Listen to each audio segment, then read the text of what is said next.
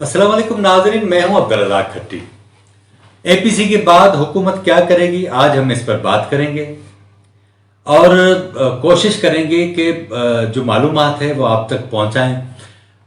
आज के इन दिनों जो हालात हैं वो उससे तो वाज़े होता है कि अपोजिशन की जो एपीसी थी वो बिल्कुल कामयाब हो गई और हुकूमत और आपके रियासती इदारे दिफाई पोजीशन पर चले गए।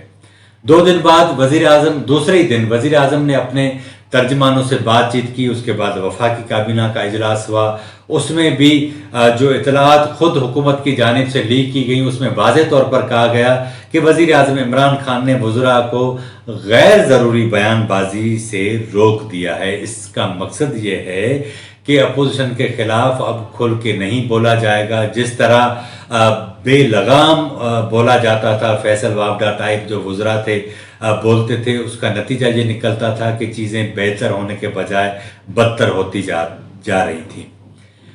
एक तरफ तो ये हुआ, दूसरी जानिब हमें लगता है कि जिस तरह पाकिस्तान की इस्टेब्लिशमेंट की जानिब से बयानात का सिलसिला शुरू किया गया था, अब उसमें भी कमी आती जा रही है। कहा जा रहा है कि उनके जो सबसे बड़े तर्जमान हैं शेख रशीद साहब, उनको भी कहा गया कि बस अब बहुत हो चुका, आप खामोश रहें, क्योंकि अगर इस तरह की बातें खुलेंगी तो सियासतदान भी फिर आर्मी चीफ और उनसे दीगर फोर्सेस से जो मुलाकातें हुई और आलमी सतह पर जो सूरत हाल है वो भी खोलना शुरू करेंगे। नतीजे में ये एक नया गंद मचेगा और उसकी बदबू पूरे सियासी मंजरनामे को ख़राब कर देगी और मुल्की मंजरनामे को भी ख़राब कर देगी। और इन हालात में जब पाकिस्तान मुख्तलिफ चैलेंजेस का सामना कर रहा है, इंटरनल और एक्सटर्नल चैलेंजेस हैं उसके हवाले से, तो इस सारी सूरत हाल में ऐसा लगता है कि हुकूमत भी 2 कदम पीछे हटी है, जबकि आपकी इस्टेब्लिशमेंट जो है वो भी पीछे हटी है।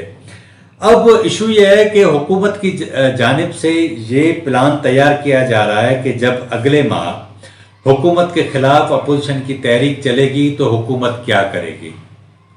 ज़ाहिर है हुकूमत के पास आवाम को देने के लिए तो है ही कुछ नहीं। वो बजाय चीज़ों को बेहतर करने के, सब्सिडी देने के, वो उसने बिजली महंगी कर दी, दवाएं महंगी कर दी, खाने पीने की चीज़ें महंगी कर दी, इसके नतीजे में जो सूरत हाल बनती जा रही है, लगता है कि आने वाले माह पेट्रोल की कीमतें भी बढ़ेंगी, डीजल की कीमतों में भी इजाफा होगा, तो महंगाई एक जो है वो नया तूफान खड़ा होगा। उसके बाद बिजली की कीमतें एक बार फिर बढ़ती जाएंगी। नादार अवाम इंतहाई परेशान है कि वो करे तो क्या करें।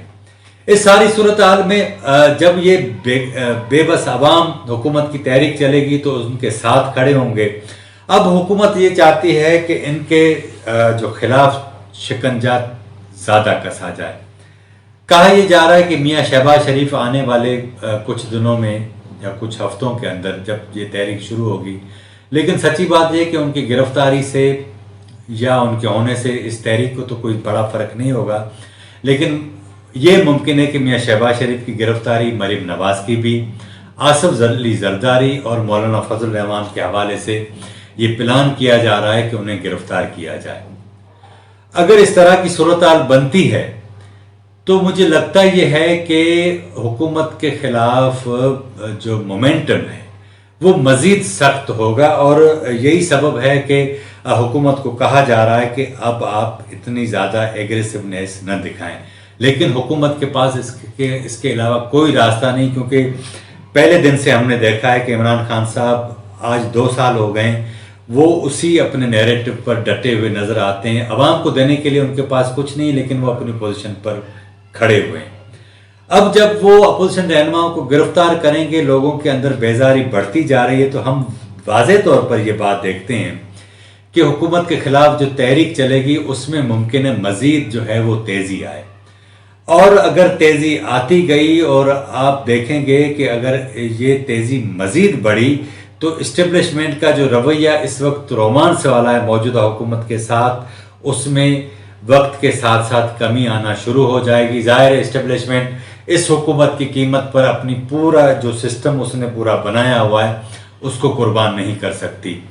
तो अब ऐसा लग रहा है कि क्योंकि डे 1 से हम देख रहे हैं कि ये मौजूदा हुकूमत वो वाहिद हुकूमत है जिसे किसी बड़ी मजबूत अपोजिशन की ज़रूरत नहीं थी। वो खुद अपनी दुश्मन आप भी थी, अपनी अपोजिशन भी आप थी, लेकिन कमज़ोर तरीन अपोजिशन को भी इस्टेब्लिशमेंट ने जिस तरह एग्रेसिव किया और उसके नतीजे में हमने देखा कि किस तरह अपोजिशन की ऑल पार्टीज कॉन्फ्रेंस में वो रिएक्शन आया और जिसका किसी को भी अंदाज़ा नहीं था, न मीडिया को था, न सियासतदानों को था, न ही हमारी इस्टेब्लिशमेंट को था। तो अब आप अंदाज़ा लगा सकते हैं कि अगर एक माहिर जुआरी भी तमाम ताकत अपने हाथ में रखता हो, उसका कैसीनो अपना हो, उसके गार्ड अपने हों, उसके पैसे सारे अपने हो, सब कुछ अपना हो, सारी गेम उसके हाथ में हो, लेकिन माहिर खिलाड़ी अगर जज्बात में आकर कोई कदम उठा ले तो उसे अंदाज़ा नहीं होता कि गेम किस तरह पलट जाती है। जो गेम पलट गई है अब वो उसको किस तरह मैनेज करते हैं ये तो आने वाला वक्त बताएगा।